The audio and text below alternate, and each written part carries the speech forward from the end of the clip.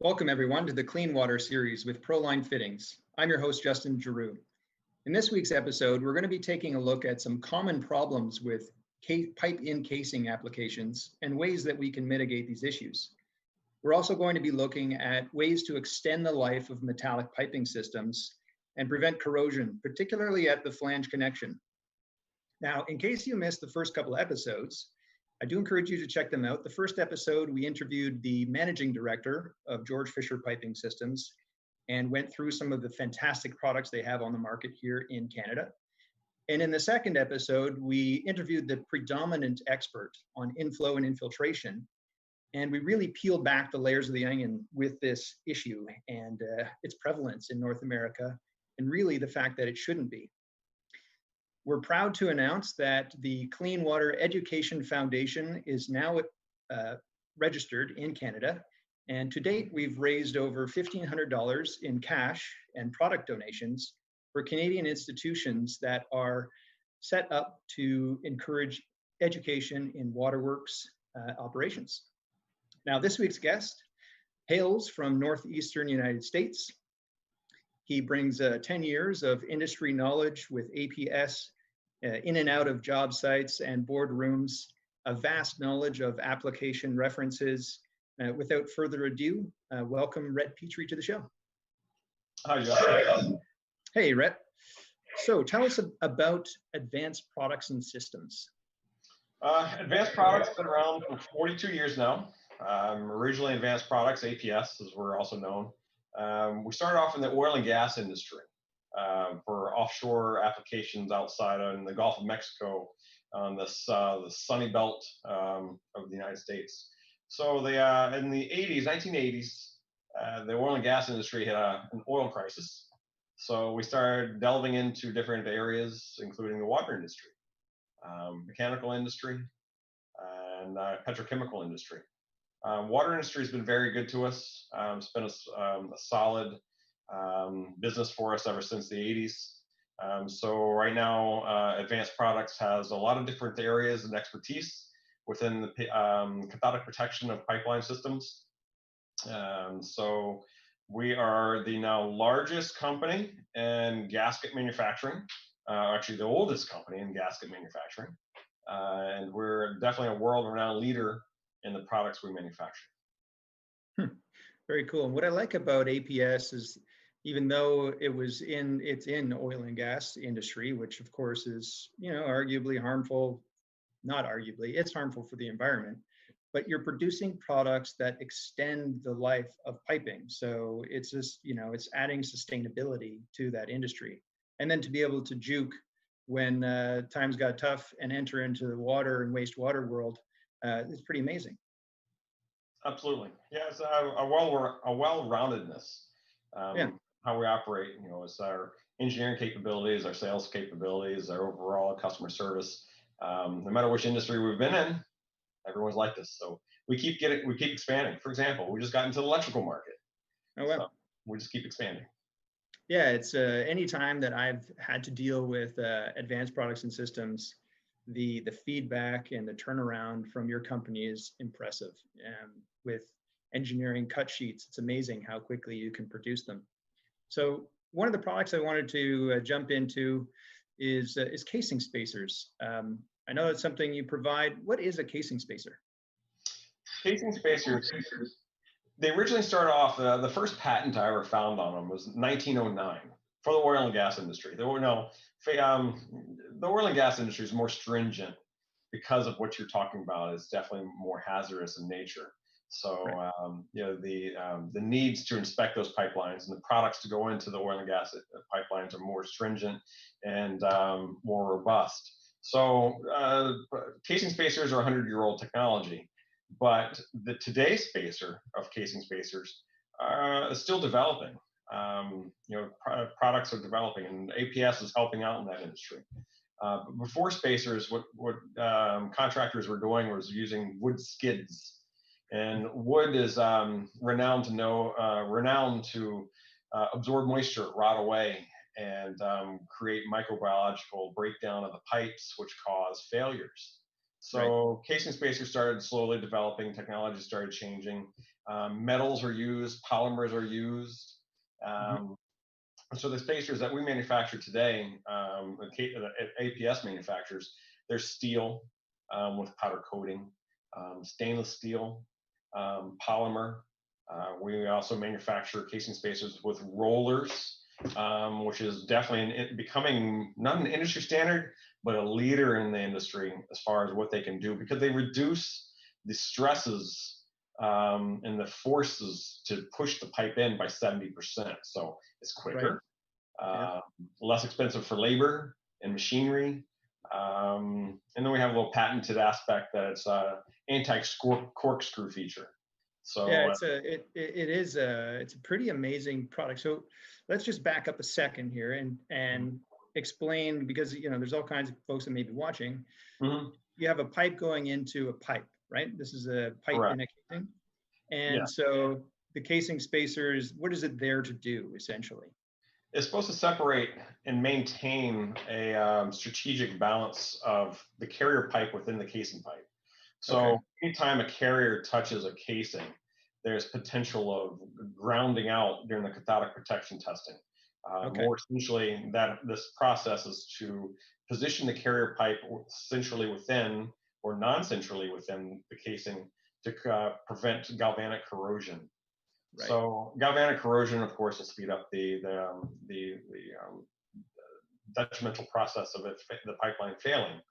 So casing spacers should just locate the carrier pipe strategically, and we do that through working with the engineer in order to place that pipe where they need it to be, in order to enter into the casing pipe and also exit the casing pipe. And so these casings and these piping systems typically go underneath railroad tracks, runways, marshland, interstates, or interprovincial highways, if we're talking Canadian. That's you can't exactly shut down the 401 and dig a trench along it and throw some pipes in. So, in these kinds of applications, a lot of unhappy commuters. Yes, I would imagine. Okay, so you need to create a casing application. You need to run a pipe through that casing. The pipes can not only can they corrode, but I guess they can abrade also. They through pushing the pipe in, because some of them are plastic, right? Correct. And what about slope? Is that ever an issue? That's something that you guys can handle if the pipe needs to be sloped a certain way?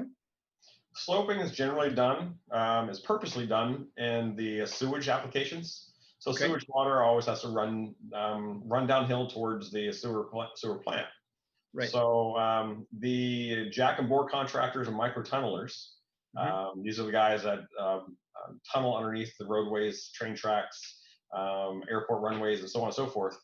They'll try to accommodate that pitch, but if they can't, we can manufacture a casing spacer to accommodate for them.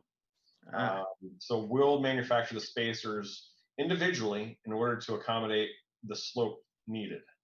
Okay. There's multiple slopes and Mhm. say discrepancies in the microtunnel or jack and bore. If there are Mhm. undulations within the casing pipe, we can overcome that through designing grade spacers, they're called in the industry. And those Yep. grade spacers will ensure that that carrier pipe has a constant pitch all the way through. Right. So everywhere along that pipe in casing application, there is a specific spacer to go on a specific point in that pipe. Correct. Gotcha. And so how does that come from the factory? Like, how does a person know like what casing spacer to put where, We number them in sequential order from 1 till infinity, whatever it may be. whatever they may be? Cool. Okay. So you mentioned some different material types. Going back to history, yeah, guys used wood rots, and you mentioned some problems there. But you also have some other products like um, you mentioned powder coated carbon steel, I think it is, and stainless steel and polymer. Like, where would you use each one? What would be the purpose? Ontario, the province of Ontario has a pretty pretty strict guideline of using stainless. Okay. Private engineers have been known to pass through a powder coated carbon steel spacer. And the Right. reason being is just, in the Northeast where I live here in the Northeast, as well as in all Canadian provinces, you get a lot of all different environments. You get Right. the heat, which we're currently experiencing now, the heat of the Yep. summers, you get the Yep. cold. So with those transitions in temperatures, you get moisture within the annular space. That annular space is the space between the casing and carrier pipes. Right. So you get moisture within, which will rot out just wood or just carbon steel without any coating on it. I see. So for that reason, a lot of engineers in the provinces have gone with stainless. Yep. But as technology improves, our powder coated designs have been accepted throughout different regions, in different provinces. But so within powder coated carbon steel, stainless steel, and polymers, you Hmm. have different applications for SDR pipes, DR pipes, lighter grade pipes with sewage applications where they're not full, where the pipes are not full of water. Right. You can get away with a polymer casing spacer perhaps. But when Right. you start getting into CPP, concrete pressure pipes, Right. heavy pipes, polymers are not going to be able to accommodate that type of load. So we need to Right. move to a steel design, whether it be stainless or powder coated carbon steel. Yeah, it's interesting that you mentioned that, Red, because I know in Ontario there is a lot of concrete encased steel pipes. So you mentioned CPP, and there's Presscon, RCCP, and these are often used in transmission lines.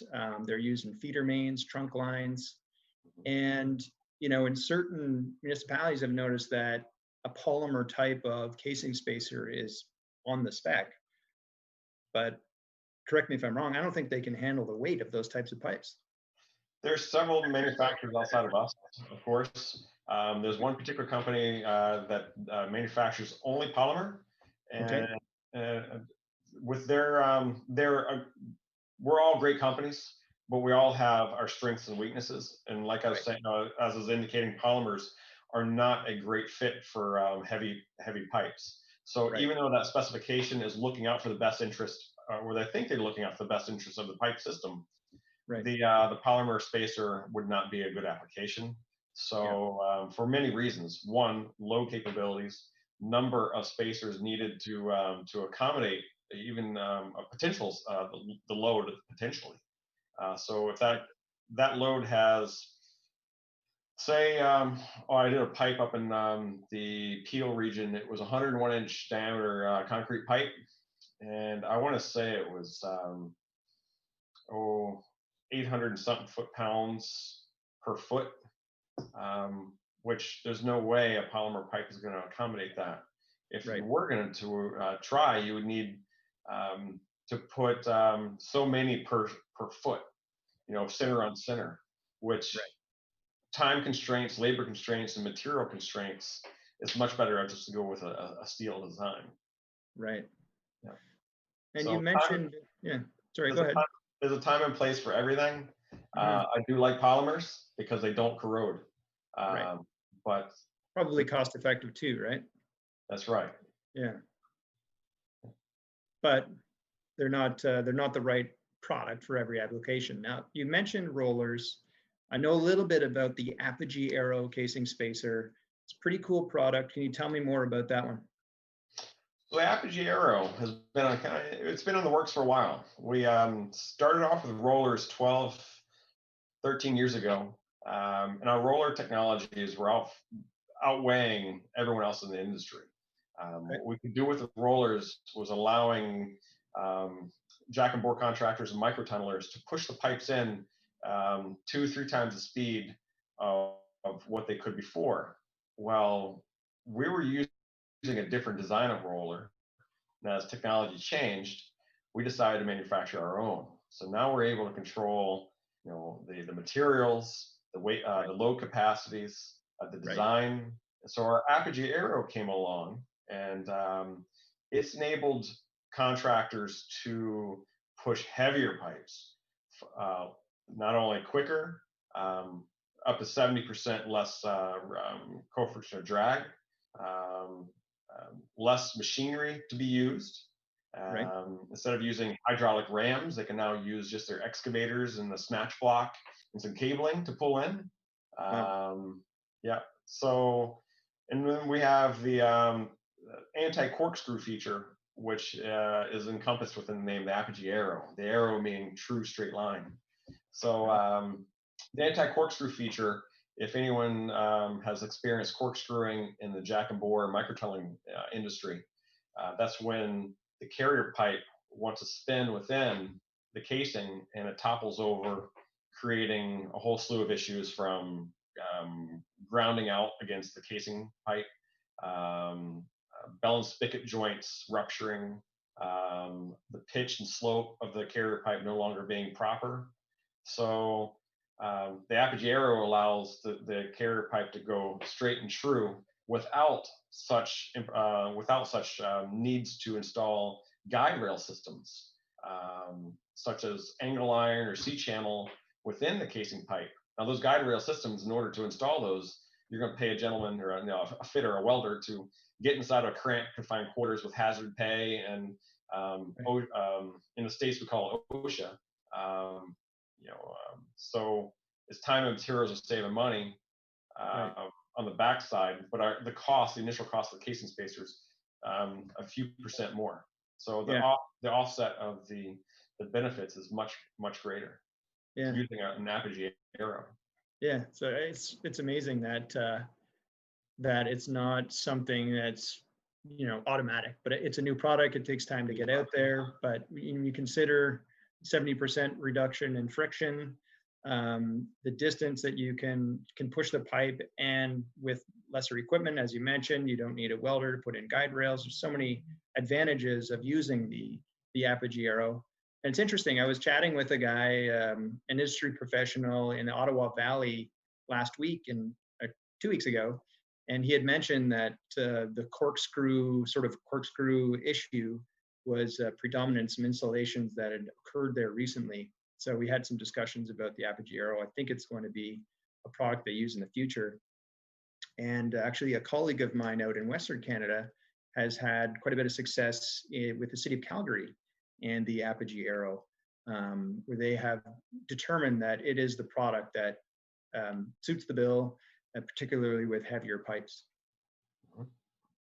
So, well, let's switch gears a little bit here. So, aside from casing spacers, I know that you guys have some products that are ideal, well suited for preventing corrosion in piping, and in previous lives and now with Proline fittings, I've been in and out of water and wastewater treatment plants, right from coast to coast in every province.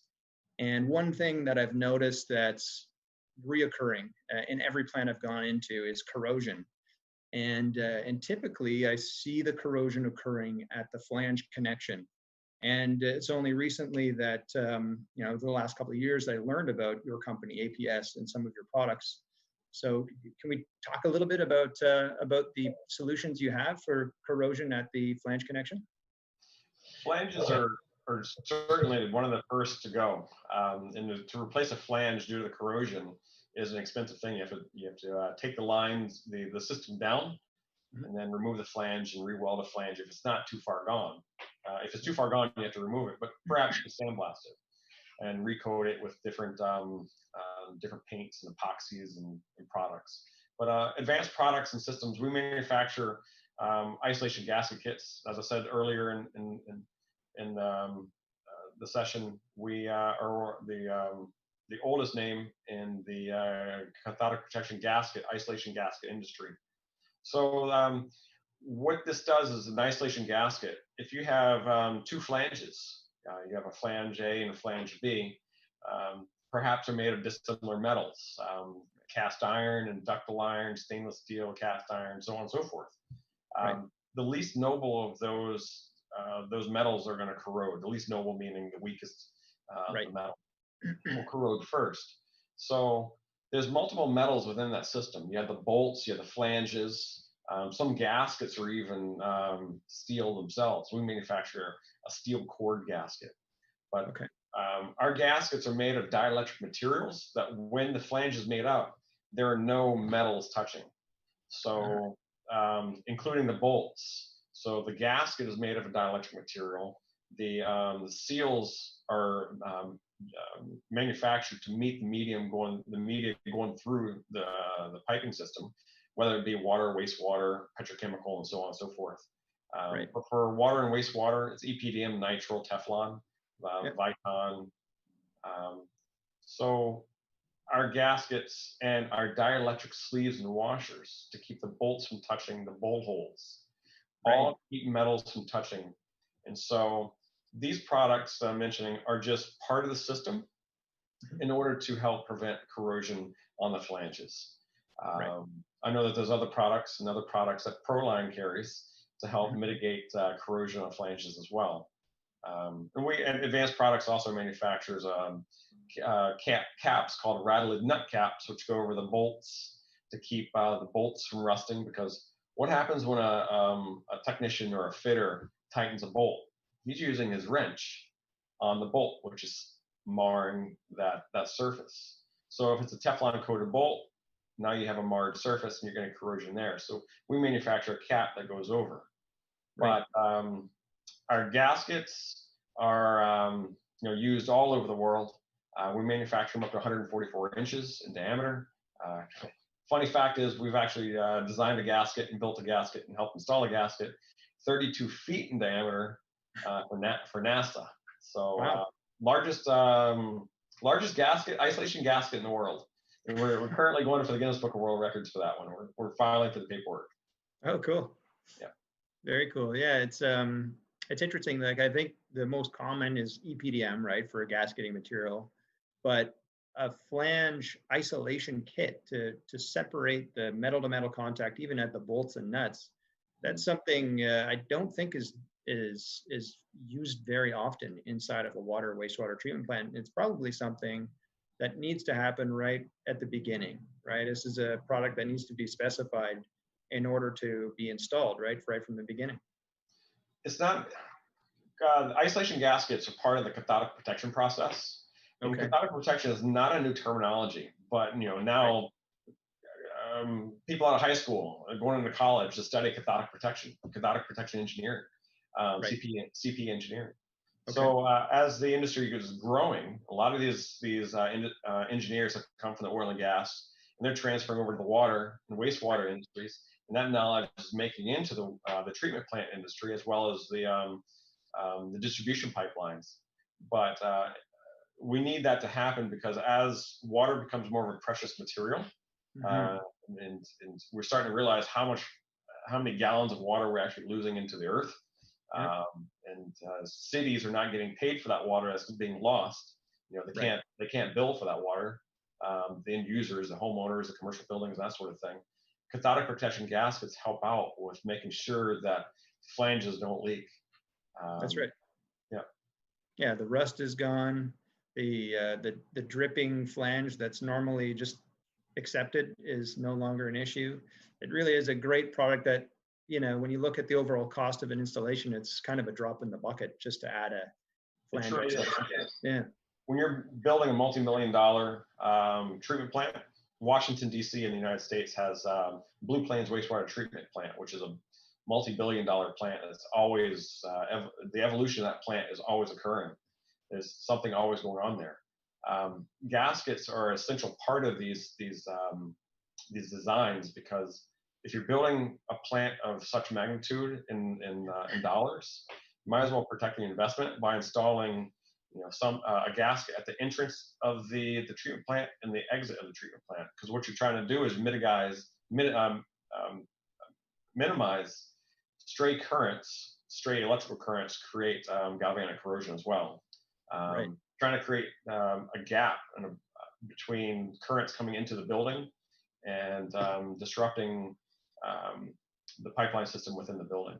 So those stray currents come from everything from overhead power lines, light rail projects, which are on the increase again in the past decade, as more commuters are trying to get around city to city. Commuter rails are becoming more prevalent, and in my findings lately, commuter rails are one of the largest creators of stray current, and those tie into railroad tracks for transit. And within a wastewater treatment plant and water treatment plant, if you look at where they're located, you'll always see rail tracks, and overhead power lines. So in order to minimize those stray currents coming into the property on a new treatment plant, it's a great idea to engineer in a couple of the gaskets at the entrance and the exit. And of course, throughout the plant as well, as dissimilar metals are seen. Right. Yeah, and you're not just a straight, you mentioned EPDM, Viton, Teflon, etc., but there's more to it than that, right? Isn't it? It's a G10 nylon is the primary material, and then you just have a ring gasket inside of that. G10 is more the industry standard today. Okay. For wastewater treatment plants. It used to be a product called Buna-In. It's a phenolic with a nitrile coating across the top. But phenolic is paper resin material, and paper, of course, absorbs water. So it's not a strong applicable gasket for the industry. Right, because water will transfer the current. Correct. And it voids what we're trying to accomplish by breaking up that continuity. Right. Exactly right. Okay. On the last episode, Rhett, I don't know if you checked it out or not, but I chatted with Barbara Robinson, an industry professional on inflow and infiltration, and most of the discussion was about sort of new construction and new developments and how this phenomenon is still occurring. But it's really intuitive to know that inflow and infiltration is an issue in old sewer systems. And so could we talk a little bit about that, and what products does APS have to solve the issue with inflow at, say, a manhole or in a wet well or into a pumping station? Sure.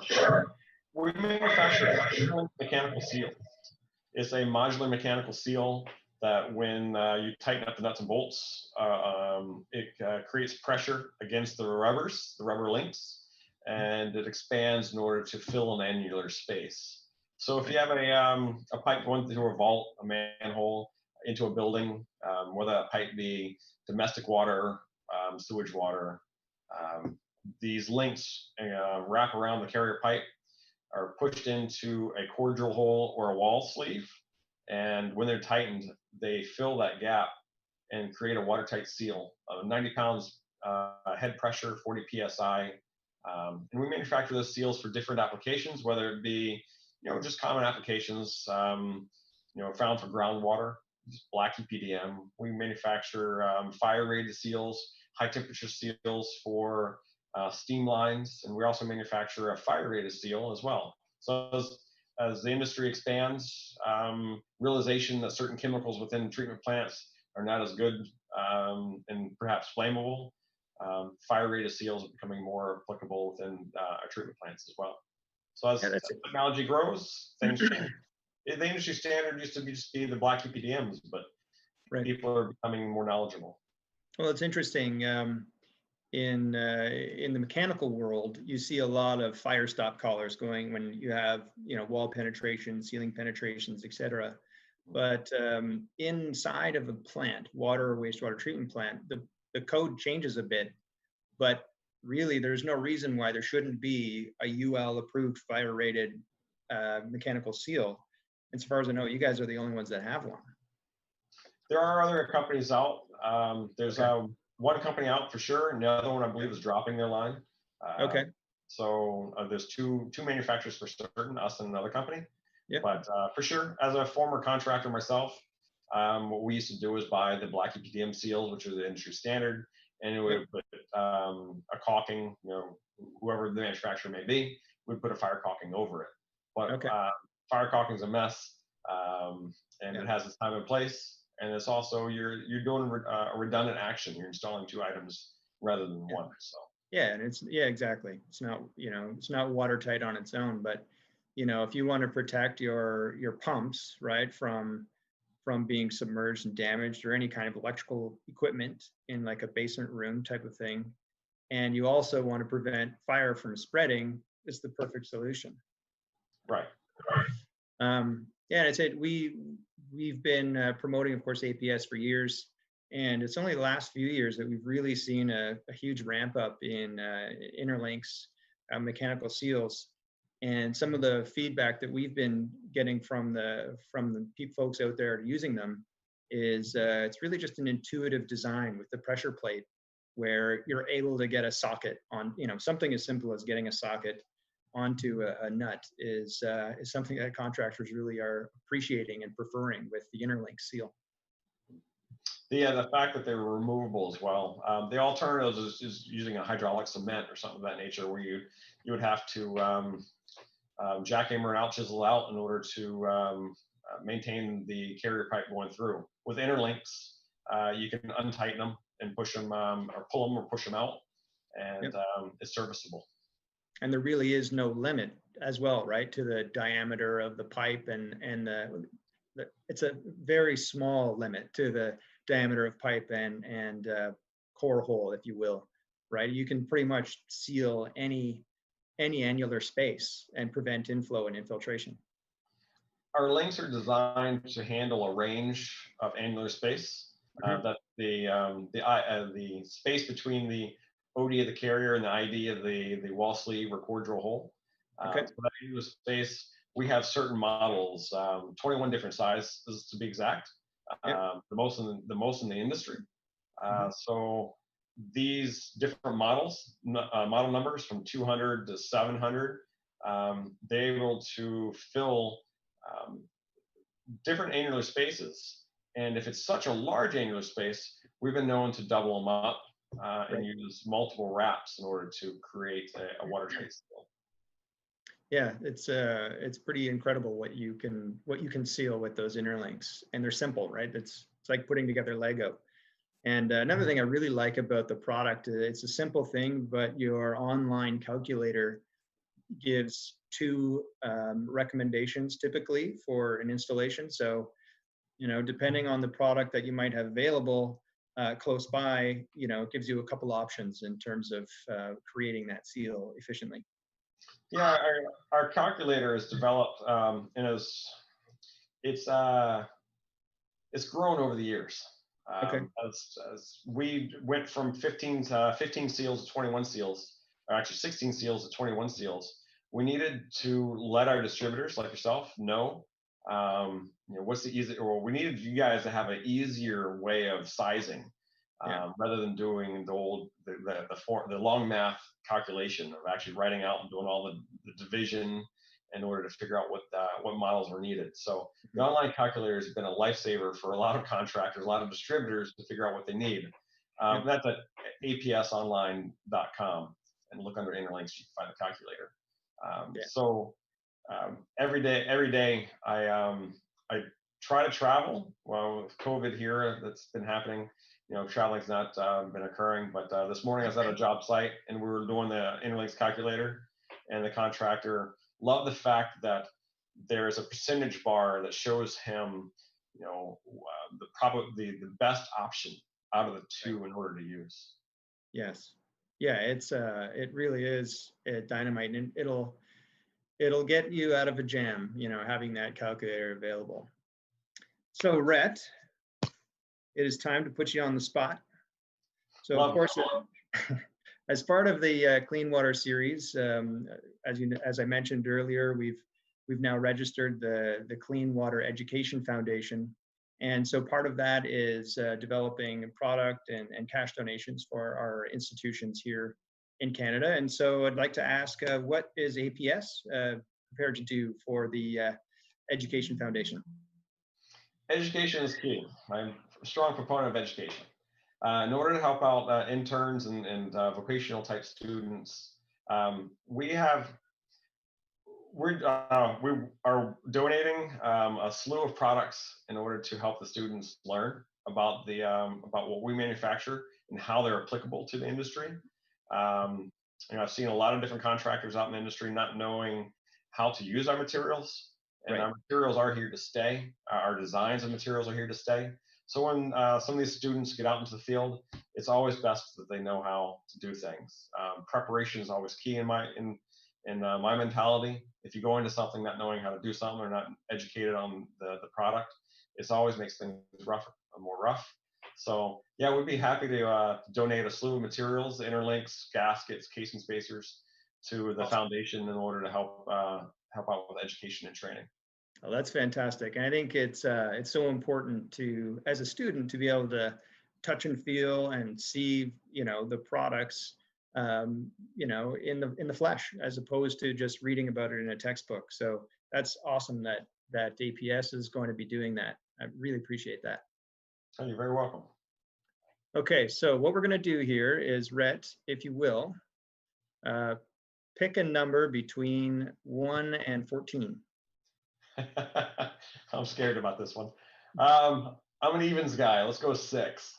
6. Okay, so Algonquin, Canadore, Centennial, Confederation, Durham, Georgian. Is that Georgian again? It is. Okay. I think let's pick another number, because Georgian College has already won the competition the first time. So we got to, just to keep things fair, we'll pick another institution here. So anywhere between 1 and 14. Let's go with 8. Okay. I feel like I'm spinning the wheel here. You're spinning the wheel. We have Loyalist College, Environmental Technician Technologies Program. Cool. Good. All right. Well, thank you very much, Rhett. I appreciate that. We'll be in touch with you about coordinating that and getting the products over to Loyalist College. Again, Rhett Pitre from APS, Advanced Products and Systems. Do check out their products on their website, and also come to prolinefittings.com. You can see all of the products from APS that we carry. And again, Rhett, thanks so much for being part of the show. My pleasure. Thank you, Justin. All right. Have a great day.